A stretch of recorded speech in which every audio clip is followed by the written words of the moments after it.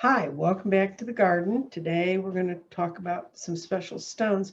This was a request I got in comments, and someone wanted to know about stones that bring in abundance. Some want to know about stones that bring in money. Some want to know stones that bring in prosperity. And actually, there's a lot of stones, those three areas particularly overlap. So that's what we're going to be looking at today. And I'm going to put the camera down on the desktop, get my phone out of there so I don't blind you. And what we've got here is, this is probably the chief prosperity stone when we talk about just looking for cold cash. This is pyrite. It's fool's gold.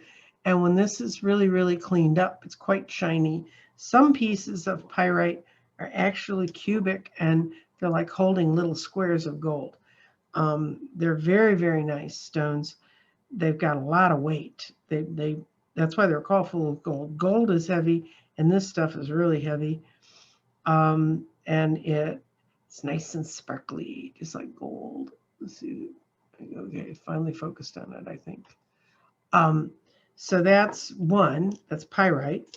Then this is green aventurine, and all three of those are green aventurine. Green aventurine can be from a very, very dark color to this lighter color, which I tend to find more often. But it's called gambler stone. It's for prosperity. It's to bring in good luck more than just prosperity in particular. And this is yellow citrine. And this is what I've told you before it's called a merchant stone. And when in the medieval times, people would carry around great wads and chunks of citrine, they'd always have it at their booth, always have it in their shop, so that because it's gold and it draws money, they felt. The other one is tiger's eye. And I have two versions of tiger's eye here. I can see that well. This one's more tiger eye-ish, I think, of the two pieces. And those are a regular tiger's eye, and that's why I can't see the pattern in them so well. This is tiger's eye, and this one's a regular traditional, more the traditional color tiger's eye is, and this is a red tiger's eye. You can see the tigery thing in there. It doesn't matter whether it's red, blue, green, whatever color you can find. I have this little globe is all tiger's eye, and the reason I bought it was it has every color of tiger's eye that there is on it. It's got the blue, the green, the tan. It's got some reddish tones in it. It's really a cool little piece, and I keep it on a little orb stand here. That's brings in prosperity. And then, so I've got that. So those guys are done. This is jade, and it's an African jade, so it's not dark like Asian green jade, but it's hard and it carves, and it's qualified as jade. Jade is another power stone. It's another good luck stone. It's another prosperity stone. It's kind of whatever you want to ask the jade to be is what it shows up to be. And then I always think when you're working with stones that bring in prosperity, you should have some red stones with them. This is carnelian, which I've shown you before, and it looks kind of, not to be put too fine a note on it, but it looks like congealed blood, but it's a beautiful stone. I mean, it's a wonderful stone when you feel it. This is rhodonite, and it's part of a rosy sort of family of stones, and I like it. It feels really good when you're working with that. I think if you balance your getting with your understanding and your heart, it works better. And this is green tree agate, and it's got green in it, so it would be attractive to money. It also is attractive to the heart, because the green chakra is the heart chakra, and that kind of creates a balance. So if someone was saying, I want to build a power packet of crystals, you could also put some clear quartz in there for focus. Um, but just for for the sheer history of the stones and what they're believed to do, that's how you work with those particular stones. And I think you can occasionally find some of those blended with other things and makes them very attractive. But if you just want to carry a few stones around, any of those could be put together in a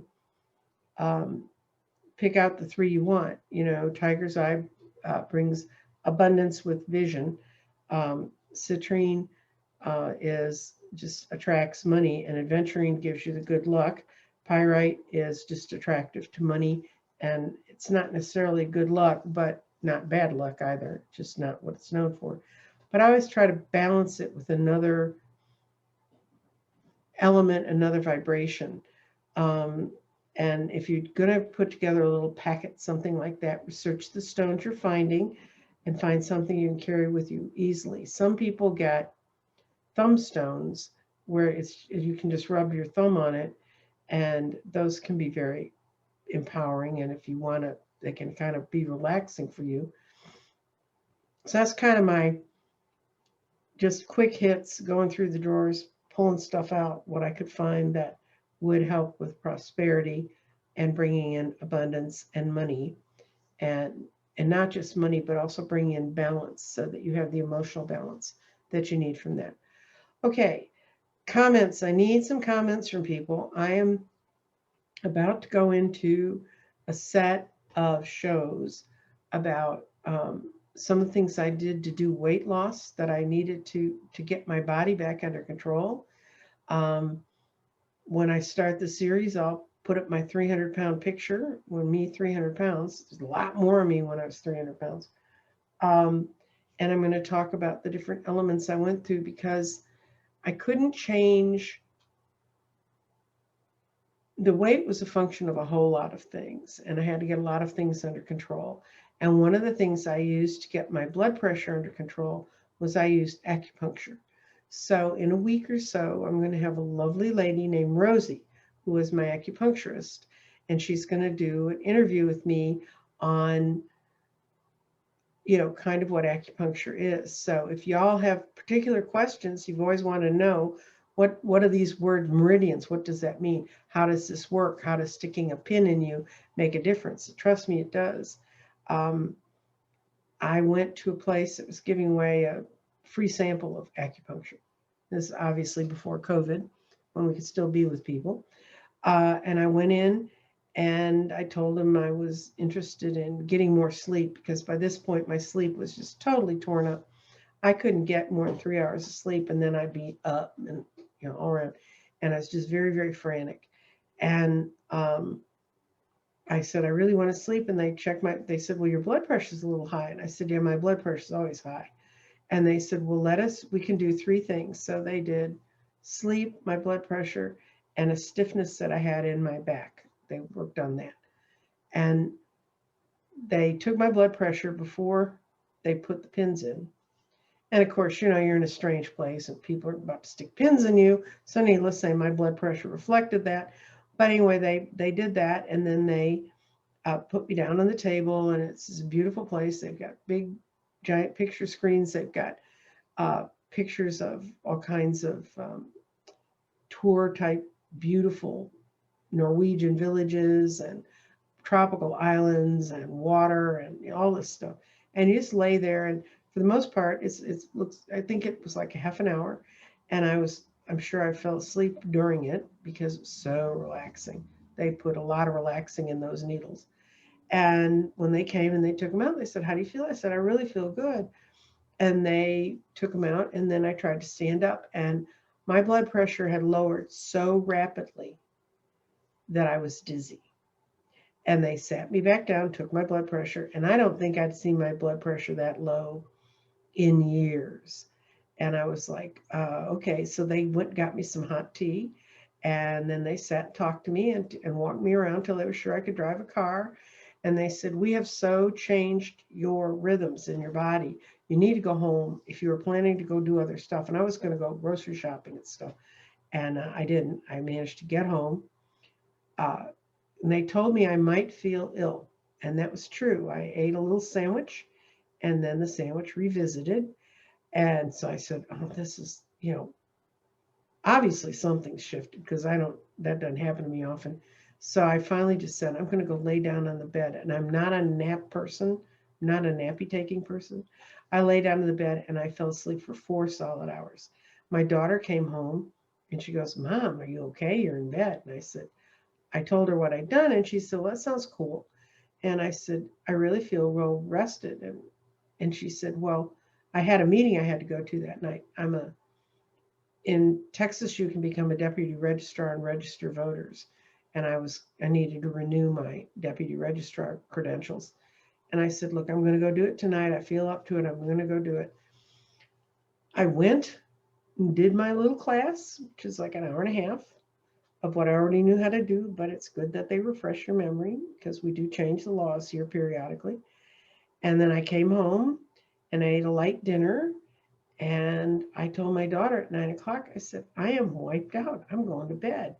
And I went to bed and I slept for 8.5 hours. So I knew something was going on. Maybe it was all in my head. I wasn't sure, but my blood pressure was still lower and my rest was getting better.